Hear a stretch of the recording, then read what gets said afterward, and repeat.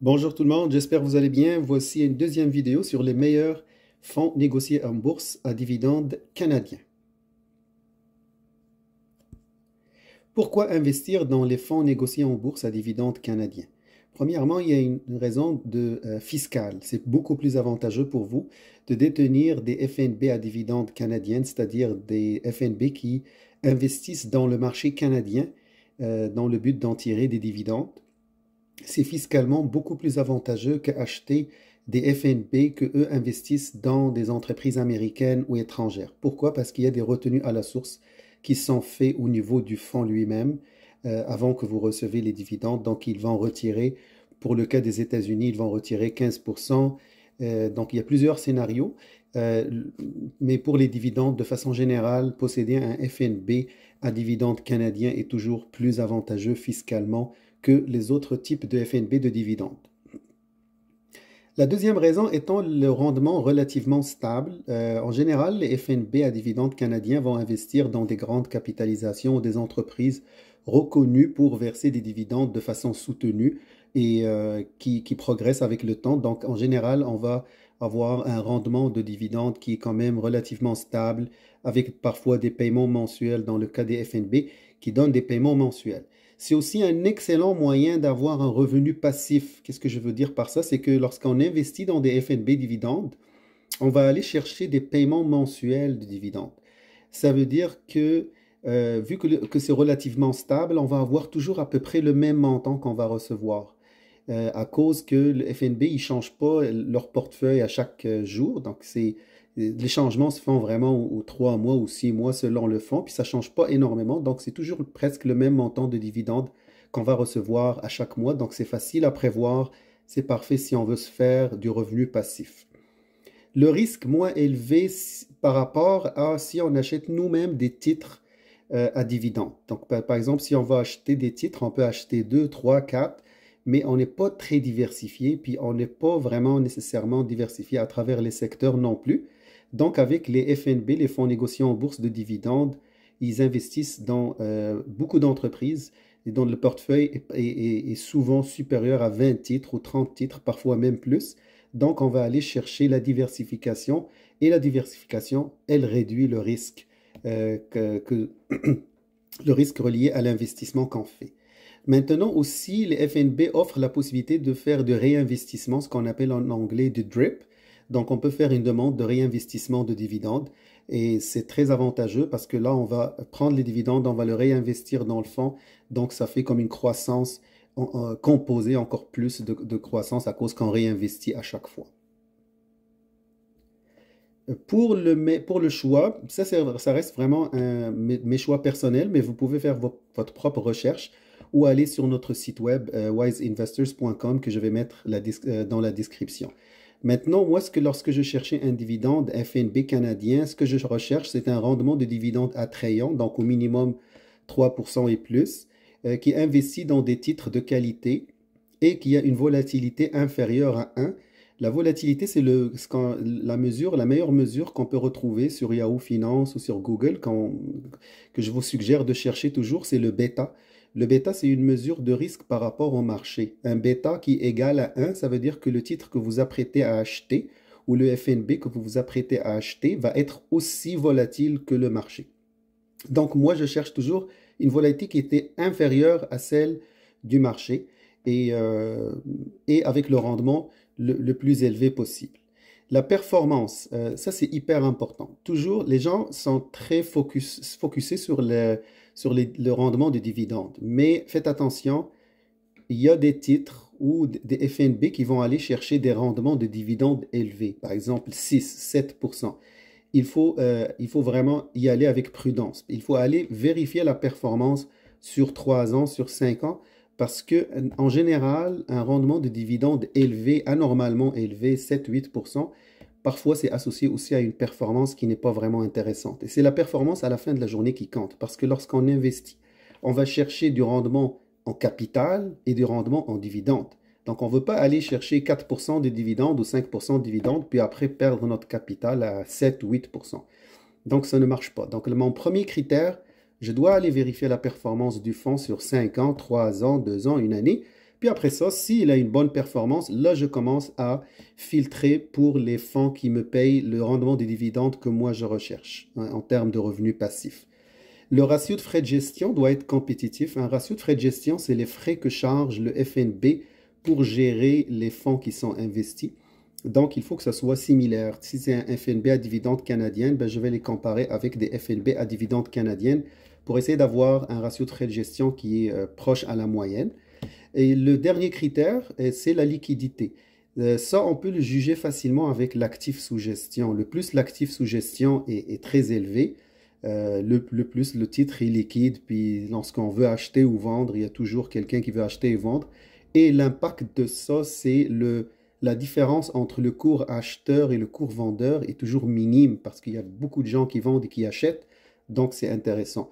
Pour un titre non liquide, il y a toujours un problème on veut vendre, mais il n'y a pas beaucoup d'acheteurs, on veut acheter, il n'y a pas beaucoup de vendeurs, ce qui fait que les gens vont se permettre de demander un cours vendeur qui est vraiment loin du cours acheteur, puis là, on commence à payer pour la différence qu'on peut éviter si on investit dans un titre liquide. Donc, toujours l'actif sous gestion est la meilleure façon de savoir si le titre est liquide. Mon premier choix, c'est le XDV. Il se transige à la bourse de Toronto. C'est le iShares Canadian Select Dividend Index. Donc, xdv.to. Si vous êtes sur Wealthsimple, Questrade, juste tapez le titre.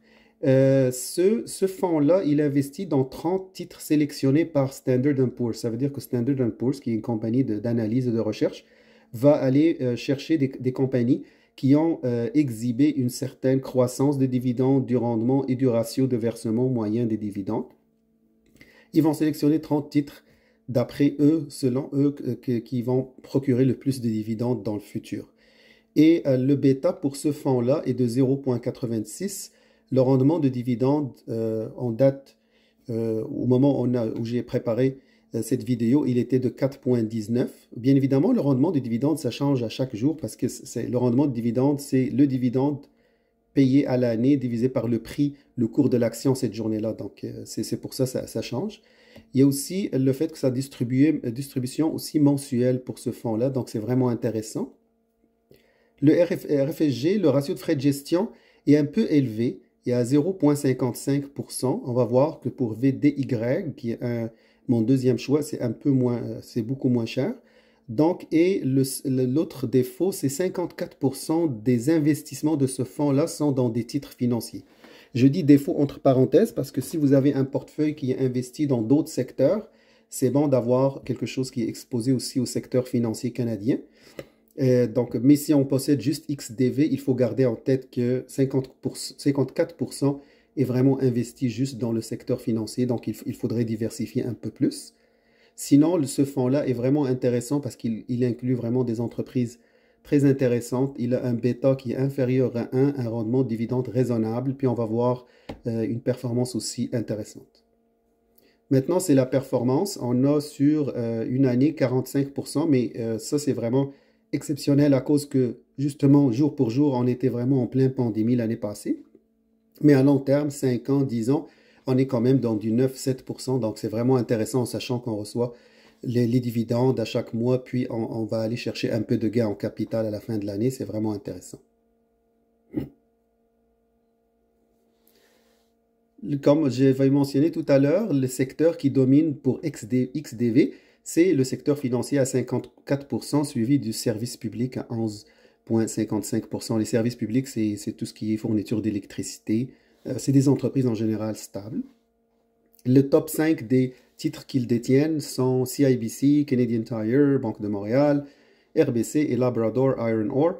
Donc, c'est toutes des compagnies connues pour des paiements de dividendes. La liste complète est sur leur site à eux. Si vous tapez XDV, vous pouvez aller voir la liste complète de tous les titres qu'ils possèdent, mais c'est vraiment bien diversifié. Mon deuxième choix est le VDY, c'est-à-dire celui de Vanguard, et c'est le FTSE Canadian High Dividend Yield Index. Ce titre-là, il est investi dans des titres sélectionnés par la compagnie FTSE. Il se concentre sur les titres qui payent des dividendes élevés. Ils ratissent large, qu'il s'agisse de large ou moyen ou petite capitalisation. Ils vont aller, excusez l'anglicisme, screener ou rechercher, filtrer pour les titres qui ont une meilleure historique de dividendes et de paiement des dividendes et dans le futur qui vont maintenir ce paiement-là. Le bêta est de 0,90, donc c'est un peu moins volatile que le marché et c'est très proche aussi du chiffre de XDV.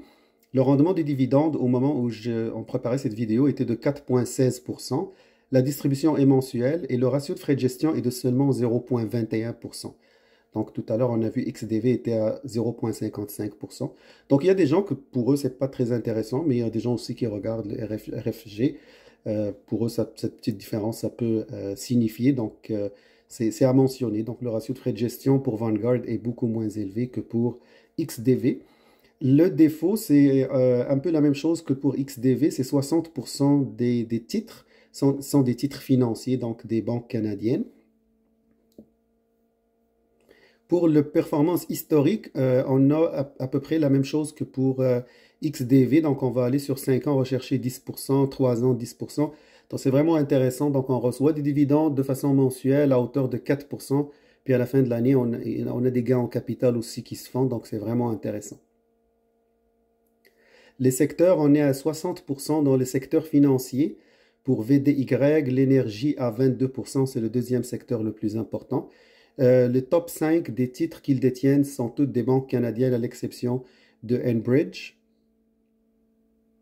On voit un petit peu VDY un peu plus concentré, comme le premier titre qui vient à la liste est déjà à 13,89% de la valeur totale du fonds. Donc c'est ça. Donc moi je préfère généralement lorsque le premier titre est inférieur à 10%, ça permet que le FNB ne soit pas attaché à un titre spécifique, mais quand même, ça reste bien diversifié. Donc, c'est tout pour mes choix. Donc, c'est VDY et XDV.